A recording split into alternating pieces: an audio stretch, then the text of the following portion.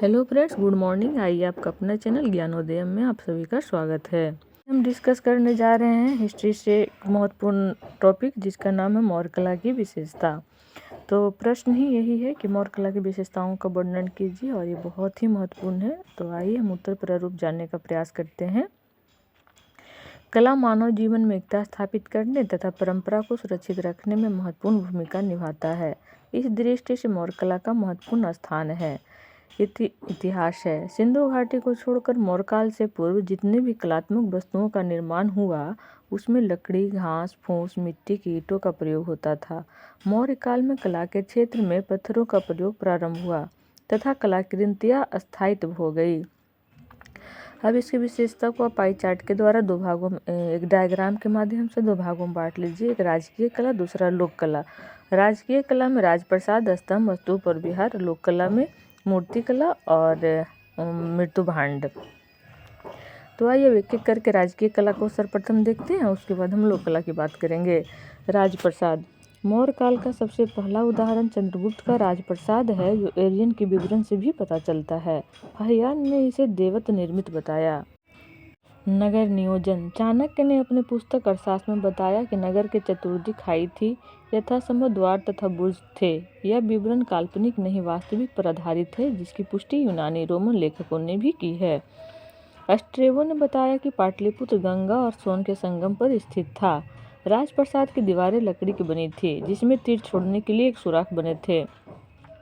इसमें 64 द्वार तथा 570 कमरे थे। इसके चारों ओर पार्क था, जिसे पर्यावरणीय दृष्टि से बनाया गया था। पार्क के चारों ओर 700 फीट चौड़ी खाई थी। इसकी लंबाई 80 स्टेडिया तथा चौड़ाई 18 स्टेडिया था। इसमें 40 स्तंभ थे, जिस पर चमकीले पॉलिश लगे हुए थे। इसके चतुर्दिक वृक्ष सरोवर था, जिसमें विभिन्न प्रकार की मछलियाँ पाली जाती थी। इस दृष्टि से पर्यावरण का विशेष ध्यान रखा गया था। दूसरा बात करते हैं हम स्तंभ का।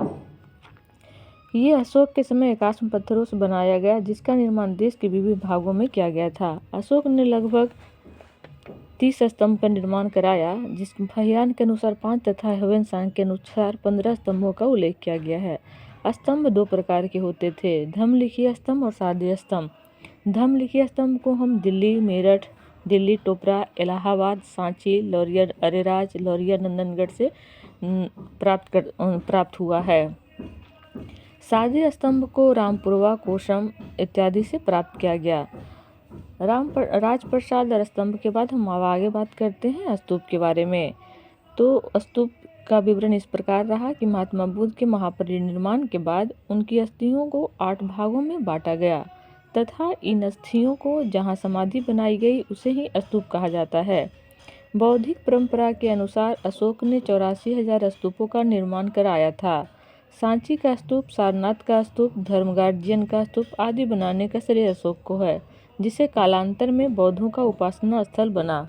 इन सबों को अच्छे से फिगर के द्वारा दिखा सकते हैं। आप गूगल कर लीजिएगा, फिगर उसमें आ जाएगा और उसको अच्छे से बना करके फिगर बस होना चाहिए कि फिगर है, और लेकिन उसके नामों का उल्लेख अच्छे से करें।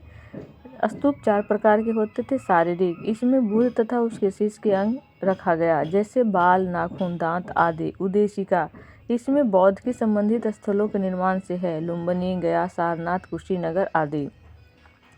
वेदिका, स्तूप तथा विहार को घेरने के लिए वेदिका बनाया जाता था। पाटलिपुत्र की खुदाई से 3 वेदिकाओं का अवशेष मिला है। विहार, जिसे गुहा विहार भी कहा जाता है, अशोक तथा उसके पौत्र दशरथ ने चट्टानों को काटकर भिक्षुओं या आजीविकों को रहने के लिए गुहा विहार का निर्माण किया था। गया से 15 मील उत्तर में बराबर की पहाड़ी में सुदामा गुफा, कर्णचोपड़ा गुफा प्रसिद्ध है। दशरथ ने लोमश ऋषि गुफा का निर्माण कराया।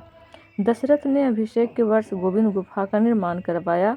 नागार्जुनी पहाड़ी में। कालांतर में इसका अनुकरण पश्चिमी भारत में चैत्यों के निर्माण में किया जा रहा है। अब हम बात करते हैं लोक कला में मूर्ति कला का। तो इस क्षेत्र में राजकीय कला तथा लोक कला में दोनों का विशिष्ट महत्व है। राजकीय कला के अंतर्गत स्तंभों का शीर्ष पर विभिन्न पशुओं का मूर्ति बनाया जाता था। उड़ीसा के धौली से प्राप्त हाथी की मूर्ति इसका सर्वोत्तम उदाहरण है, जिसमें हाथी का अग्रभाग दिखाया गया है।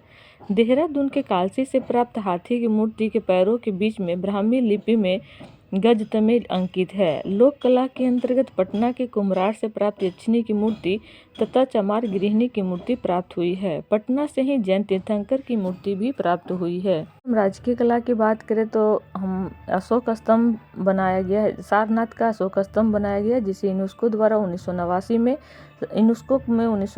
शामिल किया गया और स्वतंत्रता प्राप्ति के बाद 26 जनवरी 1950 को इसे भारत के राष्ट्रीय चिन्ह के रूप में मान्यता दी गई।